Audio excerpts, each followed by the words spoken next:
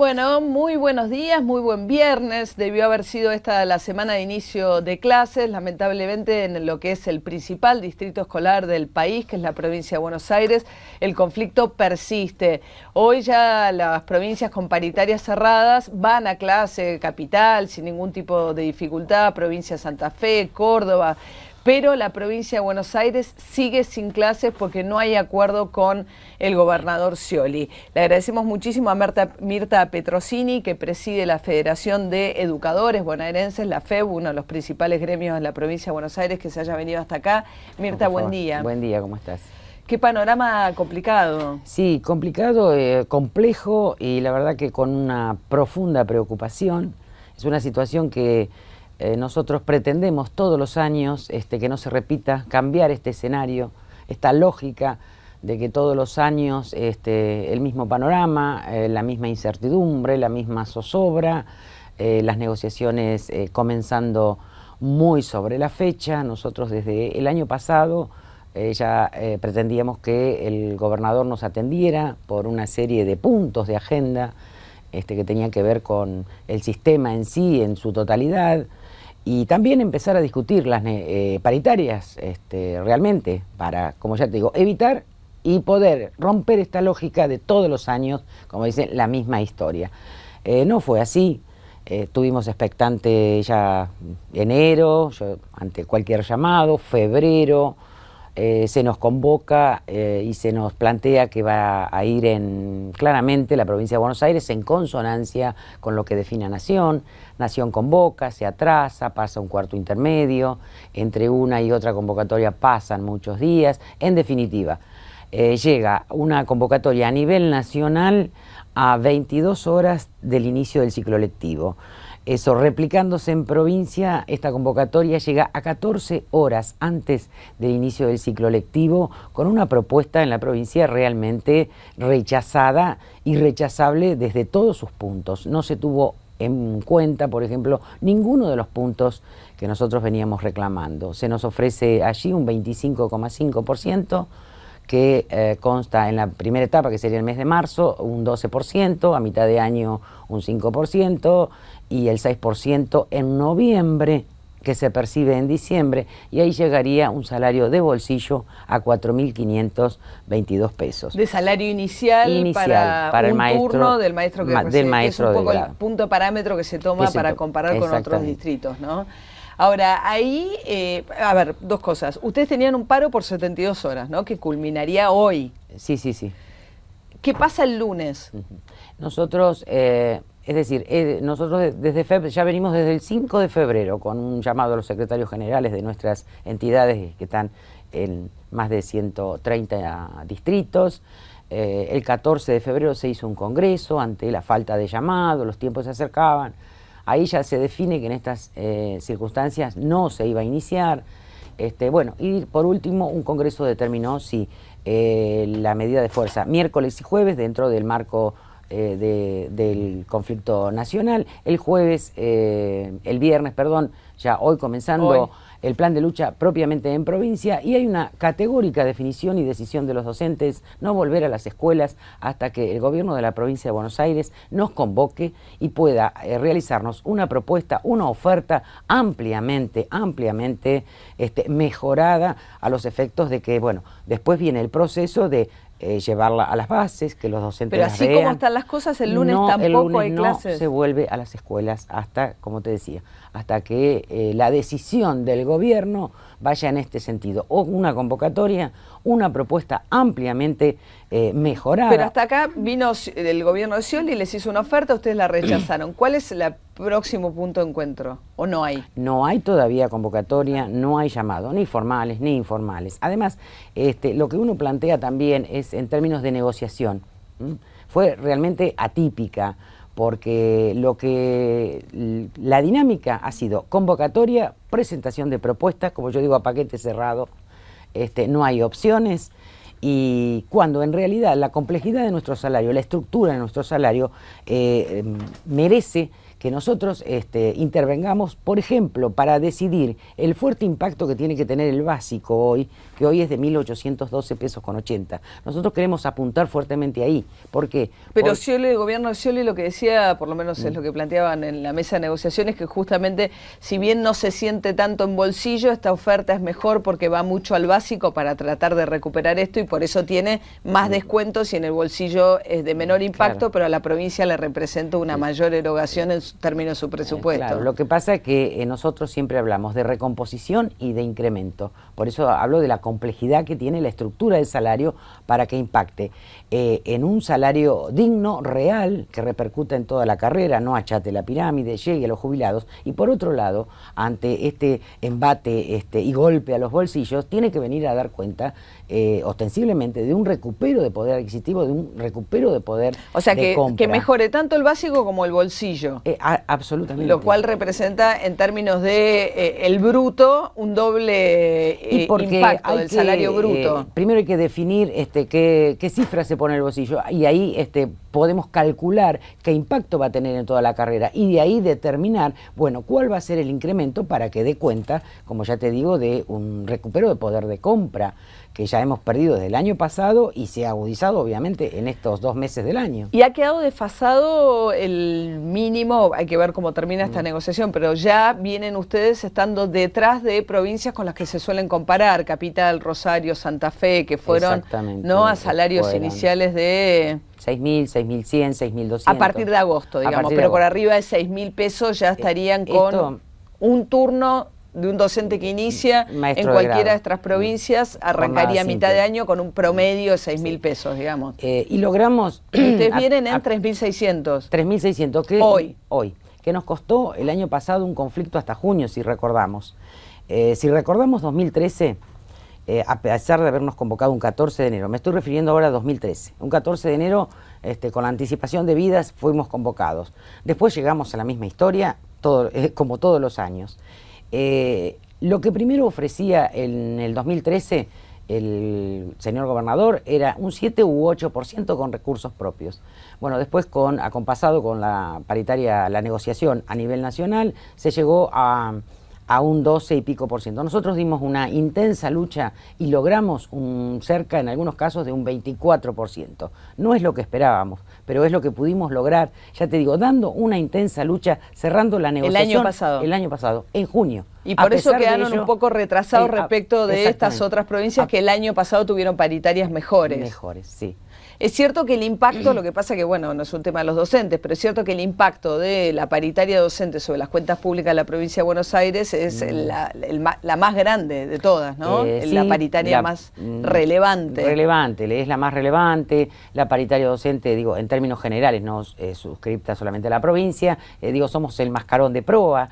También somos lo que, la punta de lanza, lo que abrimos paso, de acuerdo a las necesidades e intenciones y proyectivamente lo que tenga determinado los gobiernos. Lo que no estamos dispuestos es a ceder en esta situación y sí recuperar realmente un salario digno. Claro, lo que pasa es que además de venir un año de alta inflación más caliente de la que ya teníamos el año pasado, vienen de una paritaria en la que perdieron poder adquisitivo y están en el salario mínimo vital y móvil, digamos, es 3.600 pesos. Es la nacional está por debajo del salario mínimo vital y que móvil. Es 3.400 el inicial. 16 que ahora, pesos, bueno, hay que ver si la van a cerrar por decreto o qué. Sí, acá hay una cuestión de desequilibrio, digo, a ojos vistas y huelgan las palabras y las explicaciones. Hay un desequilibrio fiscal vertical, es decir, hay un ingreso en nación que es decir, con menos gastos, un 70 y pico contra un 54,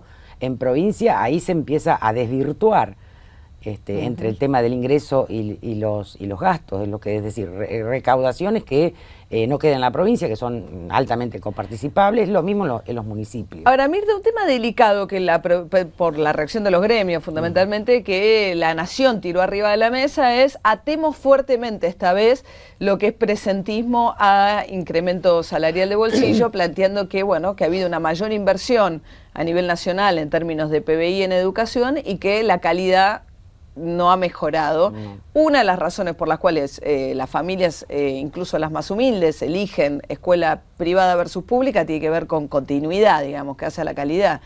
¿Por qué hay mayor ausentismo en escuelas públicas que en privadas? Primero, el instalar el tema del presentismo en esta coyuntura, realmente ya como concepto del presentismo nosotros lo rechazamos. Nos costó años correrlo al tema del presentismo. Esto tiene que ver, creo que, y lo sentimos así todos los docentes, con un intento de descalificar permanentemente al sector. Es una presentación, presentismo, ausentismo excesivo que se instala en la opinión pública a través de un propio Estado de la provincia de Buenos Aires que incumple. Es decir, pero Mirta, es una realidad. Convengamos que muchas sí. familias humildes del conurbano de la provincia de Buenos Aires, si uno les pregunta, hacen un esfuerzo para pagar una escuela que tiene subsidio del Estado y que por eso es más barata la cuota, pero que tiene que ver, si uno pregunta por qué, por lo general... Por la continuidad. Por la continuidad. Por la continuidad. Y tiene que ver con la relación estrictamente laboral. Ahí, en las escuelas privadas, que no son tan privadas, yo coincido que tiene que haber una escuela privada. El papá puede elegir una escuela privada, bueno, pero que la pague íntegramente. El tema es que las escuelas privadas están subvencionadas en un 100, en un 80 y un 70% que pagamos nosotros. Que paga el propio, lo que es salario docente. Lo que es salario docente, obviamente, que paga el propio Estado, a pesar de estar pagando también una cuota. Sí, esa es otra discusión, digamos. Es otra discusión, pero acá lo que tiene que realmente apuntar el gobierno es a garantizar la educación pública, esa educación pública inclusiva, de calidad, para, sobre todo para aquellos sectores más vulnerables, y que sea la educación pública que realmente tiene que venir a igualar, a equiparar, porque si no la brecha se va profundizando. Pero claro, mira, totalmente de acuerdo, pero digamos, y una de las dificultades de la escuela pública tiene que ver con la continuidad en clases. Tiene que ver con la continuidad porque... no quiero decir que sea la única, pero si uno pregunta a los padres, o no sé cómo es provincia de Buenos Aires, a mí me ha pasado acá en Capital, si un docente nos falta 3 días consecutivos, no ponen reemplazantes por el sistema como funciona. Claro. Entonces los chicos, y me ha pasado personalmente, terminan repartidos en aulas cuando las autoridades no pueden hacerse cargo de esa clase. Sí, hay una cobertura hasta 3 días y lo que pasa pero es que es raro que el docente avise de entrada voy a faltar 3 días. Entonces, por lo que a mí me ha pasado, digo, no hablo pero que por lo general estás en un marco de incertidumbre, porque además al no haber reemplazos, 2, 3 días de chicos sin clase es mucho. ¿Y por qué no hay reemplazos? Porque hay falta de docentes. Ahora, no lo sé, por cómo funciona el sistema de licencias. ¿no? Digo, hay todo un tema con... En la provincia hay un sistema que te permite que ante una ausencia de pocos días, inmediatamente esté el suplente. Pero volvamos al tema presentismo-ausentismo. Sí. Acá hay que darle, y no le vamos a esquivar a la discusión de la asistencia de los docentes. Ahora, vayamos a las causas. ¿Por qué el docente inasiste? ¿Y por qué un Estado que tiene, digamos, una auditoría contratada, una prestataria que cuesta mucha plata, no cumple con lo que tiene que cumplir? No controla debidamente. No controla. Vos fíjate que, por ejemplo, un docente ingresa al sistema en la provincia de Buenos Aires, lo hace cualquier empleador. Lo que primero te hace es el preocupacional. Es decir, para nosotros es la aptitud psicofísica para ingresar. No lo hace. No lo hace. No lo hace. Por lo tanto, no sabe si ese docente ingresa con una patología, con una dolencia preexistente, que ya va de suyo, que sabe que va a tener cierto periodo de inasistencia. Primera cuestión. Segunda cuestión, está obligado. Está obligado por la Ley de Seguridad e Higiene en el Trabajo, está obligado por la Ley de Riesgos de Trabajo, por nuestro estatuto, por acuerdos paritarios, de también realizar los exámenes periódicos. Es decir, detectar precozmente cualquier dolencia para prevenir o patología, incluso las que son inherentes a nuestra tarea. La voz, por ejemplo. La voz, por ejemplo. Y hay otro factor. Pero ahí, ¿por qué, Mirta, en iguales condiciones se verifica un mayor ausentismo en escuelas públicas que privadas? Pues estamos de acuerdo, digamos, las condiciones, pero ¿qué pasa que en la escuela privada no faltan tanto los docentes? Porque hay una relación laboral que tiene que ver con la estabilidad que está en manos del empleador. En el Estado hay estabilidad, en el caso de los privados no. En los privados no, es decir, es de acuerdo a y las condiciones que ya te impongo. Pasa que claro, hay una cierta... Es todo, hay que poner todo arriba de la mesa, ¿no? También, porque es cierto que los docentes privados no participan de los paros, pero sus salarios están en función de lo que ustedes negocian. De la lucha del conjunto de la docencia del sector público. Es lo que en la ciencia política se llama los que viajan gratis en una discusión salarial. Ustedes llevan adelante los free riders, digamos, que ellos, o sea, que es verdad que las luchas, digamos, si sus salarios mejoran, es porque ustedes llevan adelante estas medidas con los costos que significan. Porque somos uno de los sectores que sí nos aplican descuentos casi a mansalva. ¿Les descuentan cuando ustedes paran? ¿Les descuentan? Absolutamente. Y descuentan a veces por demás. Es decir, porque cuando hacemos nosotros una suplencia 2, 3, 4 días, la verdad que no nos pagan igual que cuando nos descuentan 3 o 4 días. Pero Mirta, ¿ustedes admiten que el tema del presentismo es un tema en la escuela pública? Es un tema que no va, como te decía, no vamos a esquivar el debate y la discusión, pero todo puesto sobre la mesa. Todo puesto sobre la mesa. Hay otro factor fundamental, que son las condiciones en que llevamos adelante las tareas. Desde FEB estamos muy preocupados y además de preocuparnos nos ocupamos. Cuando hace 7 u 8 años se instaló un servicio de salud laboral, porque algunas cosas que uno venía viendo, bueno, vamos a canalizarlo a través de esto. La sorpresa, malamente sorpresa, nos damos cuenta que dentro de ese servicio propio del sindicato, de nuestro sindicato, descubrimos que ahora está llegando casi al 45% de las consultas tienen que ver con enfermedades claramente que nosotros definimos como de riesgo psicosocial por las condiciones en el que el docente tiene que ir a dar clase. Y pretendemos que eso sea incluido en las enfermedades profesionales, porque tiene que ver con esta complejidad, con esta cuestión cotidiana que tiene que dar cuenta todos los días el docente en una tensión permanente entre lo que es la demanda propia del sistema y la demanda también social. Por ejemplo, vos fíjate el estrés que te puede producir. Bueno, hay una baja de cupos, hay una merma en el comedor escolar. No alcanzan los cupos, la comida no alcanza. Es el director el que tiene que ponerse a definir si le doy 100 gramos de carne o le quito, en vez de darle la fruta entera, le doy la mitad. Ahora hay un problema con los proveedores, comedores escolares. Recién me avisan, por ejemplo, que en un distrito, aún estando nosotros en las escuelas, aún así, no habiendo paro, no habiendo medidas de protesta, un distrito entero, los establecimientos educativos no tienen electricidad por falta de pago. ¿Qué distrito es? Es el distrito de Villarino. ¿Villa? Villarino, en el sur. Villarino. Porque es una cooperativa, etcétera, etcétera. Pero a pesar de eso, no tendrían clases porque no tienen, que ya lo estamos denunciando. Lo que pretendemos es que eso se revierta. No, bueno, el tema también de las vacantes en sala de 4, sala de 5 es cobertura universal, ¿no? Un poco también con relación... En provincia es 4. 4, la ley provincial habla de... ¿Y se cumple? ¿4 hay vacantes para todos los chicos de 4? Y a veces, sí, depende de los distritos, se reconoce y también se plantea desde el gobierno de la provincia que falta todavía mucha construcción de jardines de infantes. El tema de infraestructura es otro tema. Escuelas que realmente están en riesgo y hoy por hoy no podrían abrir con paro o sin paro, de altísimo riesgo. Estuve en un distrito que estos días estoy saliendo a las asambleas, estando con los docentes, acompañándolos, me decían de una escuela en las condiciones que estaban, cables de altísimo riesgo. Entonces el docente, cuando se habla en los anuncios o por ejemplo la señora Presidente en la legislativa y demás, de la interacción que tiene que haber entre el docente y el alumno para producir el acto pedagógico. Ahora, para que se produzca esa interacción, tiene que haber condiciones, tiene que haber clima, y tiene que haber seguridad, y tiene que haber bienestar.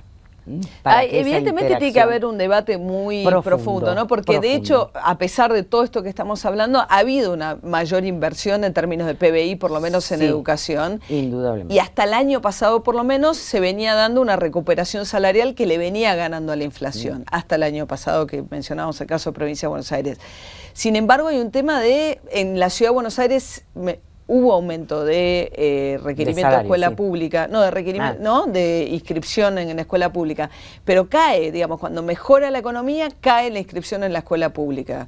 ¿Hay algún tema ahí de calidad educativa y de lo que tiene para ofrecer la escuela pública, en la medida en que el Estado invierte más, que hace falta ver qué pasa, que no se ve reflejada en mayor cantidad de retención de chicos? Sí, esto tiene que ver, por eso digo, no vamos a esquivar, es más, tenemos que debatirlo. Hay un compromiso y hay una responsabilidad, primero como ciudadano, como docente y como dirigente sindical.